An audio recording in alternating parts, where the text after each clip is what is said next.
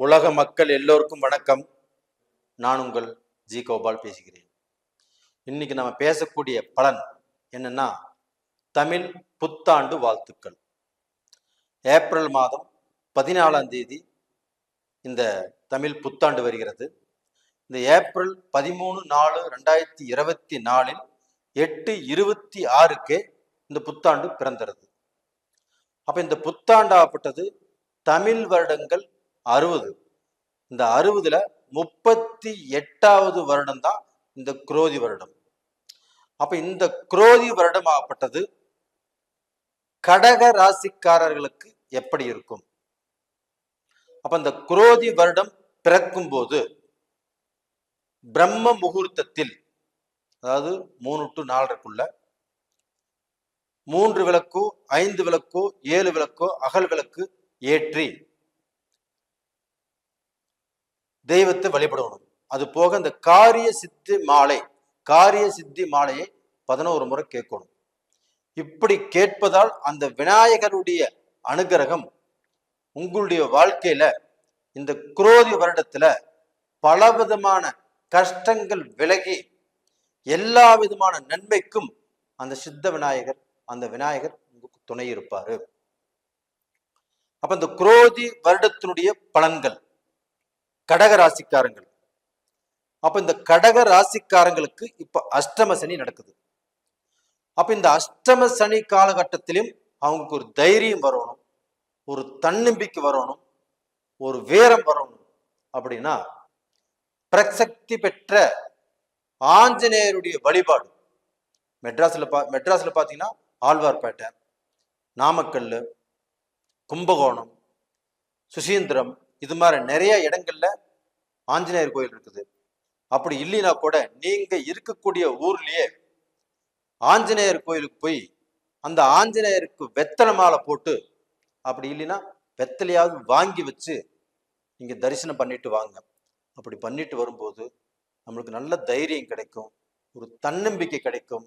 இந்த அஷ்டம சனி காலகட்டத்திலையும் நம்ம எதையுமே சாதிச்சிருவோம், நம்மளுக்கு இருக்கக்கூடிய தடைகள் விலகும், நம்மளுடைய பிரச்சனைகள் தீரும், நம்ம குழப்பத்திலிருந்து வெளியில வருவோம் அப்படின்னு வேண்டிட்டு வாங்க. நீங்க வேண்டியபடியே கண்டிப்பாக இந்த குரோதி வருடத்தில் நடக்கும். அது போக உங்களுடைய மக்களுடைய வாழ்க்கையில இப்ப உங்க மக்களாகப்பட்டது நல்லா படிக்கல, இல்ல அவங்களுக்கு வேலை கிடைக்கல, இல்ல அவங்களுக்கு திருமணம் ஆகக்கூடிய வயசுல திருமணம் நடக்கல, இல்ல எல்லாமே முடிஞ்சது ஒரு வேலைக்கு போயிருக்கிறாங்க, அந்த வேலை சிறப்பாக இல்லை, இப்படின்னு மக்கள்னால எந்த குறை இருந்தாலும் அந்த குறைகளாகப்பட்டது இந்த காலகட்டத்தில் தீரும் தீரும் தீரும். அப்ப கடகராசியில பிறந்த மக்களுடைய வாழ்க்கையில இருக்கக்கூடிய பிரச்சனைகள் தீர்வதற்கு இந்த குரோதி வருடம் ஒரு அருமையான வருடமாக இருக்குது. அதே சமயத்துல தன்னுடைய மக்களாகப்பட்டது திருமணமாகி குழந்தை பாக்கியம் இல்லாமலோ, இல்ல குடும்பத்துல கணவன் மனைவிக்கு பிரச்சனைகள் குழப்பங்கள் இது மாதிரியோ, இல்ல கணவன் மனைவி பிரிஞ்சிருக்கிறாங்களோ, இவங்க எல்லாத்துக்குமே கணவன் மனைவி சேர்ந்து வாழக்கூடிய வாய்ப்புகள் இருக்கிறது. அது போக அவங்களுக்கு இருக்கக்கூடிய குறைகள், புத்திர பாக்கிய குறை இருக்குதுன்னா அந்த புத்திர பாக்கிய குறையும் நிவர்த்தியாகும். அப்ப இந்த குரோதி வருடத்துல அவங்களுக்கு மருத்துவ ரீதியாக பார்த்தாலும் சரி, இயற்கையாக அவங்களுக்கு அந்த கரு நிற்பதற்குண்டான வாய்ப்புகள் இருக்குது. அப்ப இப்படிப்பட்ட சூழ்நிலை இருக்கிறதுனால இது கண்டிப்பாக நடக்கும். இது நடக்கும்போது அந்த குழந்தையை பெற்ற பெற்றோர்கள் நீங்க அடையக்கூடிய சந்தோஷத்துக்கு அளவே இல்லை.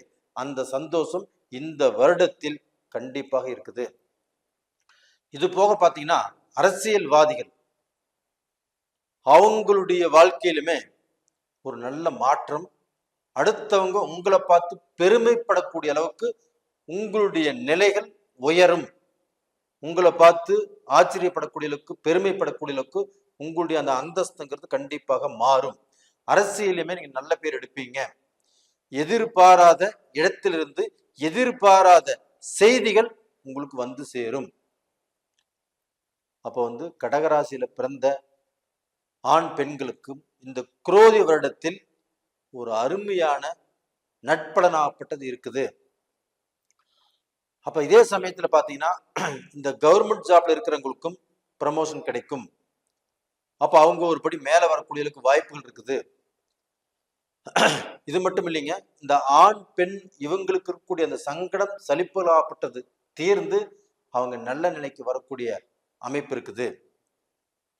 அப்ப நீங்க இந்த அஷ்டம சனி காலகட்டத்துல ஒரு கையெழுத்து போடுறீங்க, ஒரு டாக்குமெண்ட்ல சைன் பண்றீங்க, இந்த மாதிரி விஷயத்துல மட்டும் கொஞ்சம் யோசனை செய்து உங்க மனைவி இருந்தா மனைவி கிட்ட கேட்டு, இல்லை உங்களுக்கு பெரியவங்க இருந்தா பெரியவங்க கிட்ட கேட்டு அந்த சைன் பண்ணுங்க.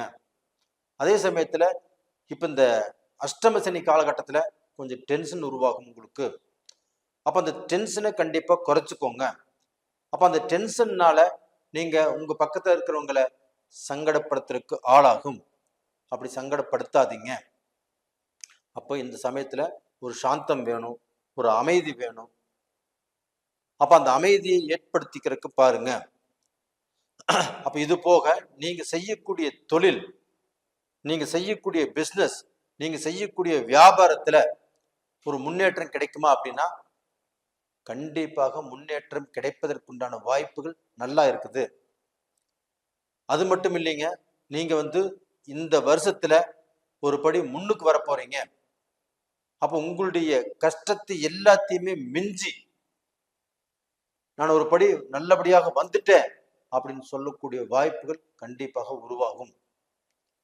அப்ப அதே சமயத்துல இந்த கடகராசியில பிறந்து இப்ப வாழ்ந்துட்டு இருக்கிறவங்க அவங்க நிறைய பேர் பார்க்க போனா வாழ்க்கையில மன நிம்மதி இல்லாம பிரிஞ்சிருக்கிறாங்க.